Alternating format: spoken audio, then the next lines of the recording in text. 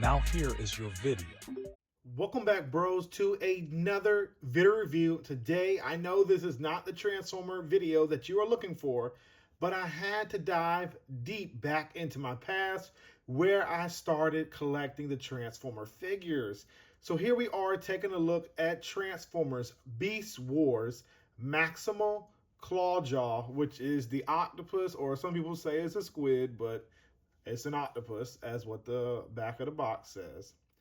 And as for the contents, this is what we get inside. We get the character himself, Claw Jaw, and he comes with one accessory, which, as you see, is that orange peach looking claw thing to the right of the figure.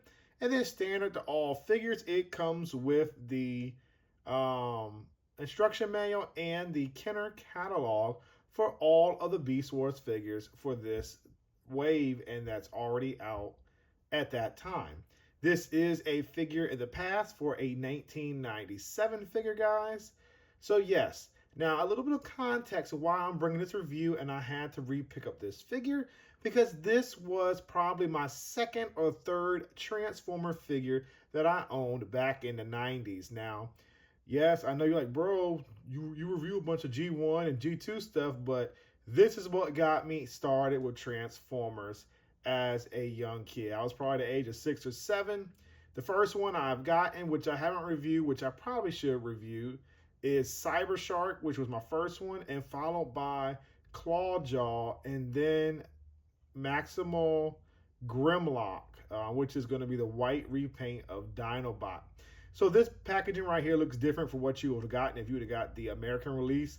This is a overseas or Spanish release of Clawjaw. With American, you would have had a different lineup of Predacons and Maximals on the packaging. With that out the way, let's go ahead and check out the details on this figure because it's really cool and I don't want to take up too much of your time. Before I jump straight into details, I want to relook at and show you something on the card. Now, this card right here is different because the American version did not have any collector points for the Maximals or Predacons on the packaging. So I wonder what the collectible feature was for the overseas or Spanish edition of the Beast Wars figures. And then I wanted to show you inside here we have the little catalog, which is pretty cool. And as you see right here, it shows you some of the Beast Wars toys that they already have out and released. And yes, there is a error on Rhinox. It says that it is a Predacon, and then Jetstorm is an Autobot. I mean, not Autobot, but Maximal. Sorry about that, guys. But anyway, it shows other stuff like Batman, more Batman, Star Wars from back in the day when Kenner was making these toys. So just getting that out of the way. So now here we are taking a look at the details of Clawjaw. Clawjaw is mainly made out of this orange, peach-looking plastic with a maroon, purplish color, and then he has that light purple on the body. In robot mode, the face is fully painted. It's made out of that maroon plastic with purple painted details and yellow eyes. So they did a terrific job on the head sculpt of this Beast War figure. And it has a ton of details on the maroon parts on this toy. So I'm really liking it. And I had to pick it up because it was my all-time favorite as a child because I had the Clawjaw and also Cyber Shark. So I had to complete my C team for my Maximals. And as you already know, the articulation on this figure is pretty darn good. It is a Beast Wars toy. So you get a great range of motion. As you can see, there is a waist swivel because that is because of transformation. The leg can kick up super high. It can go all the way out. The foot can bend and rock, as you see, forward and backwards, and that's due to transformation.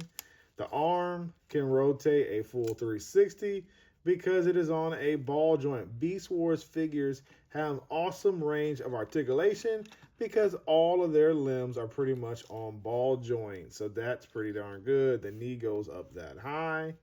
That's as far as it goes. So you get a pretty darn decent knee. Now, when it comes to the gimmick on this figure, because most Beast War figures have gimmicks, or pretty much all of them. So that's what made them great. So right here, if you take this out and push this in, it releases his squid mouth, I guess, and mandibles.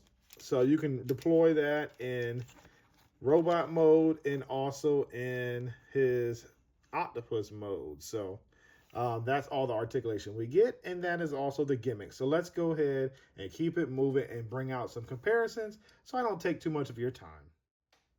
So right off the bat, first for comparisons, here I have all of the basic Beast Wars figures, and this is the basic line. Now, when I say basic, that is a subclass because it's basic, deluxe, mega, and ultra. So basic right here are a lot of times your one-step gimmick figures or auto transformation, basically. So here we have Rat Trap, we have Armadillo, which is the Japanese red version, and then here we have Snarl, which is the Tasmanian Kid. So as you see, Claw Jaw fits right in this basic subline that he's in, or subclass, basically is what I'm trying to say, and he looks good. So let's compare him to a deluxe, and then followed by a mega. So for deluxes, here I have Tigatron and also Cybershark. Now, both of these figures have great meanings, and that's why I have them here before you. The first Beast Wars I ever owned was Cybershark. And then my favorite Beast Wars from the TV animated show was Tigatron. So here you have both figures. They're both deluxes, scaling with this basic class Beast Wars figure. And lastly, here we have a mega compared to a basic class. And this is Polar Claw, as you are all aware of.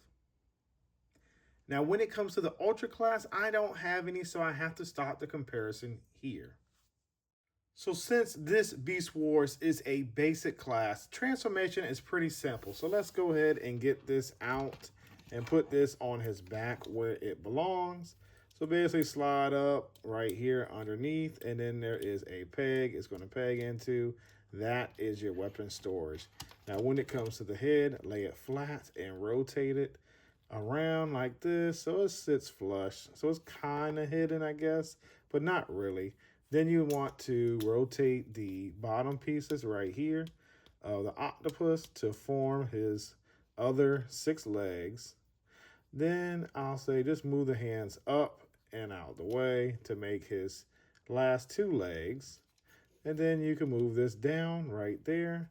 You're going to take the head and you're going to lay it back and fold around to start to form the octopus. Make the feet flat, rotate the feet around like this to form the head of the octopus. But really, this reminds me of a squid rather than an octopus. So this is what you get when you are done transforming this Beast Wars toy. So of course, guys, it's not going to sit flush. So I got it like this for you guys.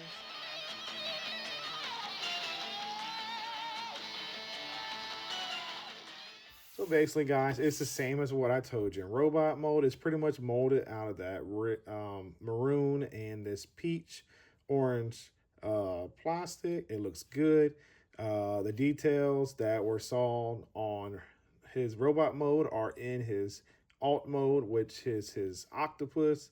But really, it's a squid. I'm sorry. It's not an octopus. This is a squid, just from the shape of the head. Now, if the head was just this by itself, then I would say octopus, but this is really a squid. It looks good. No complaints there. The eyes look decent. The mouth is decent. So, yes, if you want to, you can use the gimmick. Let's see if it works. You can see it on camera. So, yes, his mouth comes open. Maybe he's like, you could use it to make him feed himself. I don't know, some, what do you call them? Predacons. But anyway, that's what you get for the gimmick in his beast mode. So let's go ahead and try to stand him up so we can get some more comparisons with other figures. I don't know how we're going to stand, but maybe this might work with other Beast Wars figures. So hopefully this works. Cross my fingers. So here we are for Beast Wars comparison in their beast forms. So I know you're like, bro, where'd you get all these from? You didn't have these before. Well, guys, now there's a thing called eBay and a love for Beast Wars, which encouraged me to pick up some of the ones I had as a child and some of the ones I never got as a child. So anyway, here we have Bone Crusher, which is the Japanese red version. We have Rat Trap, which you saw earlier, and then we have Baboon or Baboom, which is also the American version. So just showing you how they scale to this basic class subclass for Beast Wars. So the two basic is going to be Rat Trap and Claw Jaw. Your deluxe is Bone Crusher, and your mega is Baboon.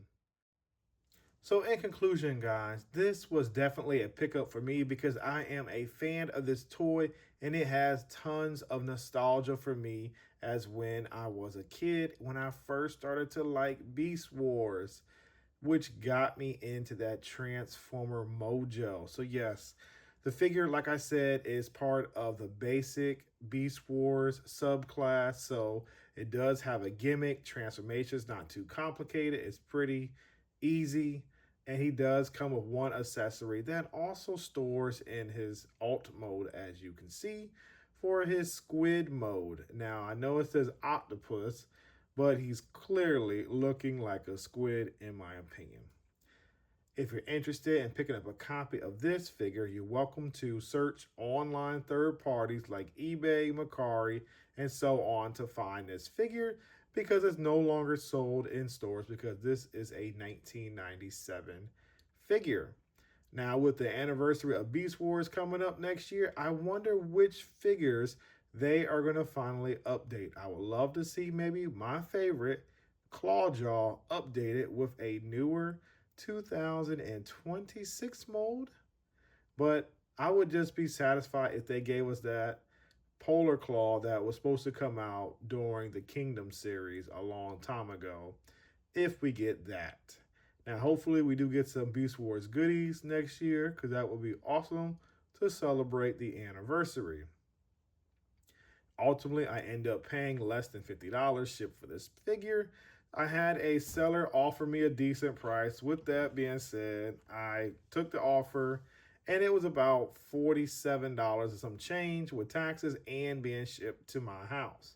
I know it is trying to get the American version of this figure. It is a little bit more costly, and I didn't want to pay that much for a figure that I know was a basic compared to the other Beast Wars figures.